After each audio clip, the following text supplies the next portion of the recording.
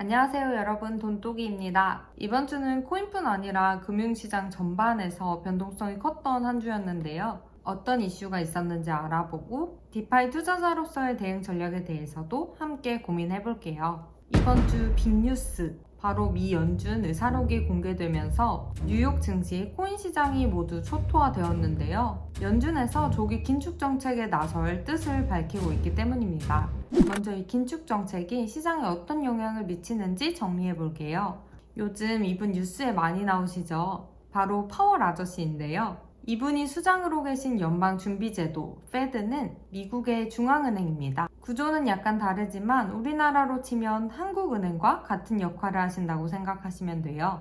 연방준비제도는 줄여서 연준 혹은 페드라고 많이 부르는데요. 이 페드 안에는 금융정책을 결정하는 FOMC라는 기관이 있습니다. FOMC는 궁극적으로 미국의 물가 안정 그리고 고용 안정을 목적으로 의사결정을 하게 되는데요. 예를 들어 코로나로 인해서 실물 경제가 위축되고 실업률이 높아지는 문제가 생기니 이 문제를 해결하기 위해서 시장에 돈을 푸는 역할을 했는데요. 경기부양책이라는 이름으로 기준금리를 0%로 낮추는 제로금리를 시작했고요. 양적 완화 정책을 펼쳤습니다.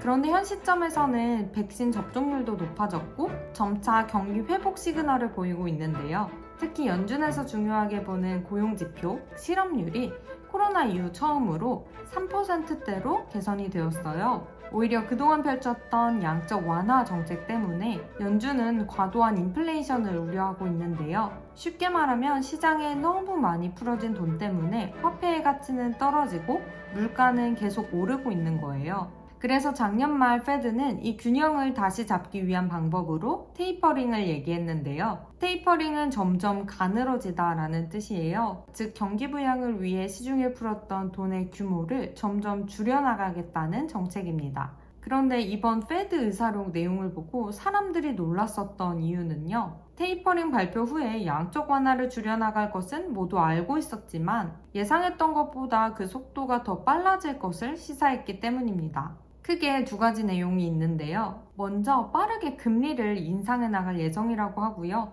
돈을 푸는 속도를 줄이는 테이퍼링을 넘어서서 시장에 풀었던 돈을 회수하는 양적 긴축 정책도 함께 논의되었다라고 합니다. 자, 이 두 가지 내용이 함축하는 의미를 정리해 볼게요.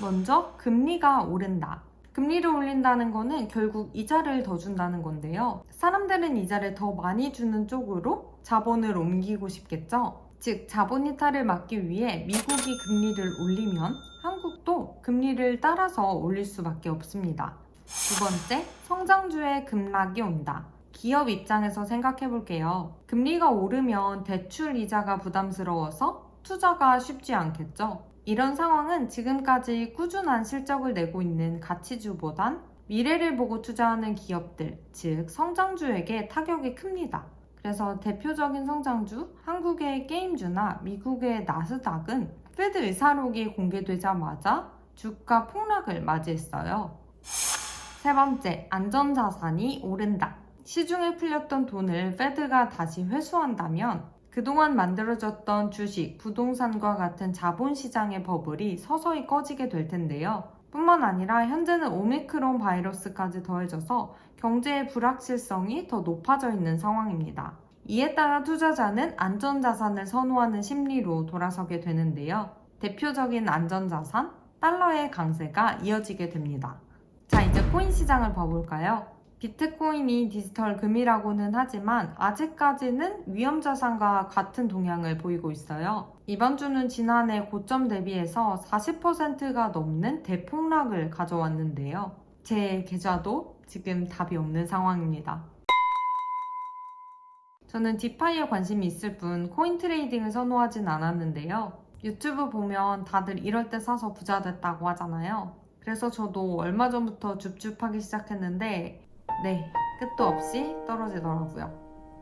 저는 발을 담근 이상 추매를 하고 의도치 않게 장기 투자자가 되어야 할 것 같은데요. 혹시 지금 들어가야겠다라고 생각하시는 분들은 연초부터 몸도 마음도 폭삭 늙을 수 있다는 점은 감안하고 들어가셔야 할 것 같습니다. 마지막으로 디파이 이야기를 하고 싶은데요. 디파이 시장도 페드의 조기 긴축 우려의 파장으로 대폭락을 가져온 건 마찬가지였습니다. 그래도 디파이를 하면서 돈을 번 사람은 있는데요. 숏을 친 건 제외하고 바로 달러에 패깅된 스테이블 코인으로 투자하고 있는 사람들입니다. 이건 지난 한 달 동안의 USDT 가격 추이인데요. 앞에서 조기 긴축에 대한 우려로 달러의 가치가 올랐다라고 했잖아요. 달러가 오르니까 따라서 USDT 같은 스테이블 코인의 가격도 같이 오른 거죠. 여기서 추가로 지난번 영상에서 소개드렸던 스테이블 코인 파밍을 하고 계신 분들은 큰 수혜를 보셨을 텐데요. 코인 자체 자산가치 상승뿐 아니라 이자 수익까지 얻으셨을 테니까요. 네, 오늘 이렇게 중요한 경제 뉴스를 좀 정리해보면서 똑같은 코인 투자자라고 해도 돈을 잃는 경우와 돈을 얻는 경우가 있을 수 있다는 점을 보여드렸고요. 오늘도 역시나 저의 생각을 정리하면서 여러분들에게 공유드릴 뿐 언제나 DYOR 스스로 알아보고 판단하는 현명한 투자자가 되시길 바랍니다. 오늘도 고생 많으셨습니다. 감사합니다.